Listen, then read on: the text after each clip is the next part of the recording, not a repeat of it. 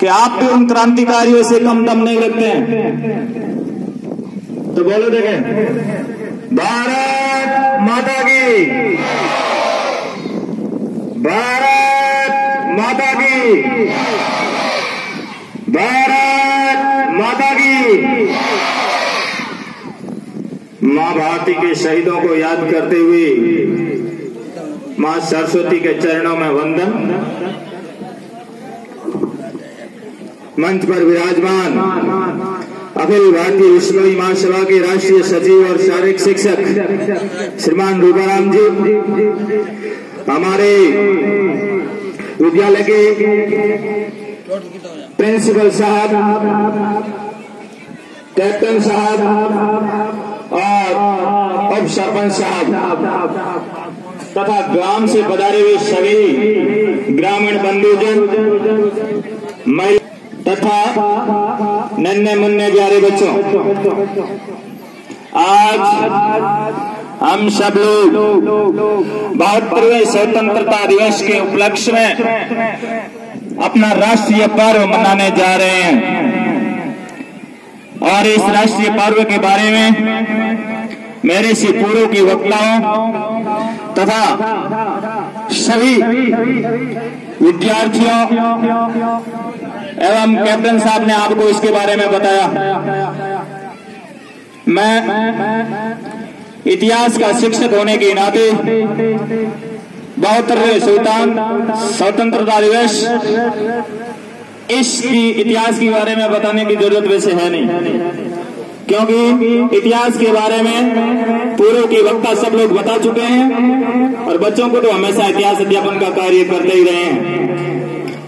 समय कम होने के कारण मैं बस इतना बता देता हूं कि 1857 की क्रांति से लेकर 15 अगस्त 1947 की अर्धरात्रि को क्रिस्टी विद डेस्टिनी पर दिया गया भारत के प्रथम प्रधानमंत्री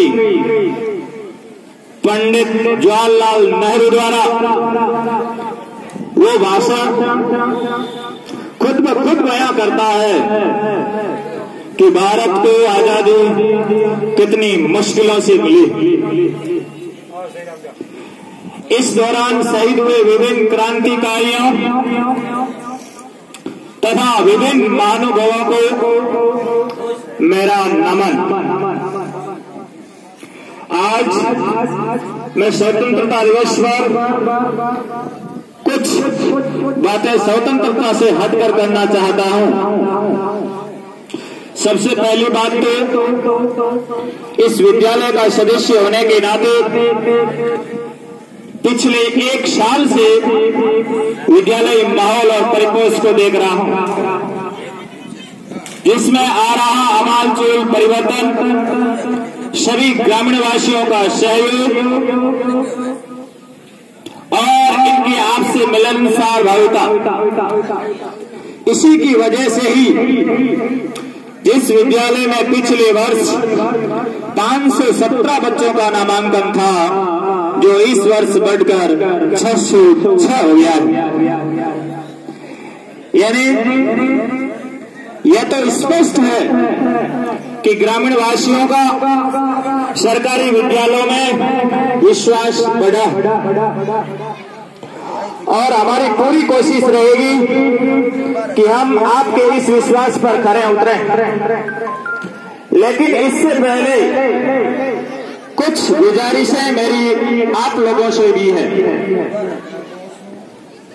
विद्यालय में अनुशासन की सीढ़ी को बनाए रखने के लिए हमारे सारे शिक्षक साथीगण और हमारे ईड के हेड प्रिंसिपल महोदय सबका महत्वपूर्ण योगदान रहता है। इस दौरान अगर कोई बालक जो पहली बार नव प्रवेश के रूप में विद्यालय आया है, उसको पता नहीं रहता है कि विद्यालय की क्या परंपराएं रही है, कैसे अनुशासन में ढलना है, ज्यादातर बच्चे तो उसको पाल लेते हैं, कर लेते हैं, लेकिन कुछ माता पिता के इकलौते बच्चे, या दूसरे शब्दों में कहूं कि वो लाडले बच्चे, वो इस भ्रम में रहते हैं कि जिस प्रकार मैं घर पर शैतानियां करता रहता हूं, कोई मुझे मना करने वाला नहीं है, उल्टे मेरे को सपोर्ट करने वाले हैं। उन बच्चों को मैं सावधान करना चाहता हूं, क्योंकि विद्यालय में सभी बच्चे एक समान हैं। इस उम्र में 11th और 12th वाले बच्चों के लिए व्यक्तिगत और विशेष रूप से कहना चाहता हूं कि घर वाले थोड़ा ध्यान दें। हम यहाँ विद्यालय परिसर में 6 घंटे निगरानी में रख सकते हैं, लेकिन पीछे बच्चे सारे घंटे आपकी निगरानी में होने चाहिए। हालांकि हमारी पूरी कोशिश रहती है, हम अभिभावक के संपर्क के तौर पर घर घर भी जाते हैं, लेकिन फिर भी आपसे विशिष्ट अनुरोध रहेगा कि जब भी स्कूल से बुलावा भेजा जाए तो आप अपने बच्चे के साथ जरूर बता रहे हैं। ऐसा कई बार हुआ है, हमने बच्चों की गलतियों पर अभिभावकों के लिए संदेश भेजा, लेकिन बच्चों की सुध लेने वाला कोई है ही नहीं। एक बार भेजा जाए, 2 बार भेजा जाए, उसके बावजूद भी आप विद्यालय प्रांगण में उपस्थित नहीं होते हैं, तो उसके पश्चात अगर फसल थोड़ी सी जल रही हो तो बारिश का मौसम हो तो यूरिया का छिड़काव करना ही पड़ता है। और उस यूरिया के छिड़काव पर 3-3 बार संदेश भेजने के बावजूद भी नहीं आने वाले लोग, एक नहीं, 2 नहीं, उसके पड़ोसी तक की शिकायत लेके आ जाते हैं। अब आप खुद बताइए, आपका एक बच्चा आपके घर के घर का डिसिप्लिन नहीं संभाल पाता, तो हम यहाँ 600 बच्चों का डिसिप्लिन संभालेंगे तो यूरिया का छिड़काव नहीं करना पड़ेगा क्या? तो आपसे ये गुजारिश है, हमारे लिए सब बच्चे एक समान हैं। मैं आगाह कर देना चाहता हूं ग्रामवासियों को कि शिकायत लाने से पहले एक पक्ष की नहीं, दोनों पक्ष की शांतिपूर्वक बात सुने। इससे आपको भी लगेगा कि कहां शिक्षक की त्रुटि है, कहां बच्चे की त्रुटि है। तो मुख्य रूप से मेरा विशेष जोर इस बात पर ही है कि आप अपने बच्चों का दोनों पक्षों को सुनने के बाद कोई डिसीजन लें, और हम हमारी तरफ से सभी बच्चों को समान रखते हुए समान रूप से शिक्षा अर्जन करवाने का काम करते हैं। दूसरी बात, वैसे समय कम है इसलिए मैं तो धन्यवाद ज्ञापन करने के लिए खड़ा हुआ हूँ। ग्रामवासियों को कहना चाहता हूँ कि पिछले साल से हमारे भोजासर में विज्ञान वर्ग खुल गया है, यानी कि अब आपके बच्चों को कहीं शहर या तहसील मुख्यालय में विज्ञान पढ़ने के लिए भेजने की आवश्यकता नहीं है। पिछली बार नया सत्र खुलने के कारण विज्ञान के शिक्षक सरकार के द्वारा तो नहीं भेजे गए, लेकिन हमारे विद्यालय के आपसी सहयोग के कारण, आपसी समन्वय के कारण हमने उसको बखूबी संचालन किया। इस वर्ष मैं हृदय से आभार करना चाहूंगा कि हमें श्रीमान जगमोहन जी जाखड़ जैसे प्रिंसिपल साहब मिले। सभी बच्चों से अनुरोध करूंगा कि जोरदार तालियों के कलरों के साथ इनका स्वागत करें।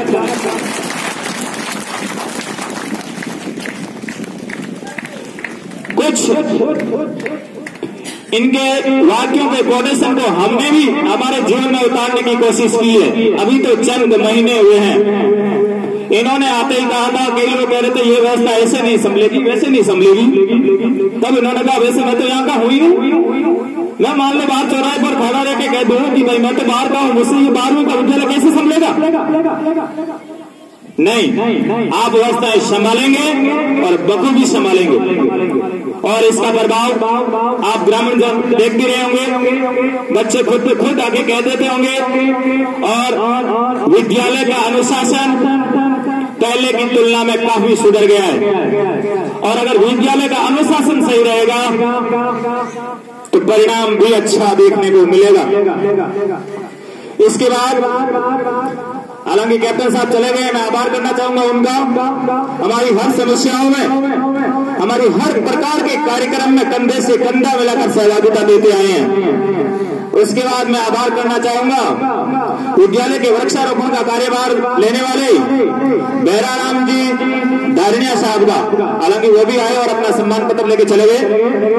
और इसके बाद एक आपने बात सुनी होगी कि आज के दौर में social media, Facebook, WhatsApp, Twitter, Instagram, LinkedIn, ऐसी विभिन्न प्रकार की साइट्स तथा एप्लीकेशन युवाओं का पथ भटकाने में लगे हुए हैं। हाँ, ये बात सही है, लेकिन कुछ हद तक 11th-12th के बच्चों को आप घर वाले स्पष्ट रूप से ध्यान रखें और बच्चों को सोशल मीडिया से दूर रखें। लेकिन इस सोशल मीडिया का एक सकारात्मक पहलू भी है। अगर इसको सकारात्मक रूप दिया जाए तो यह उस जितना हानिकारक है उससे कई गुना ज्यादा हमारे लिए लाभदायक भी हो सकता है।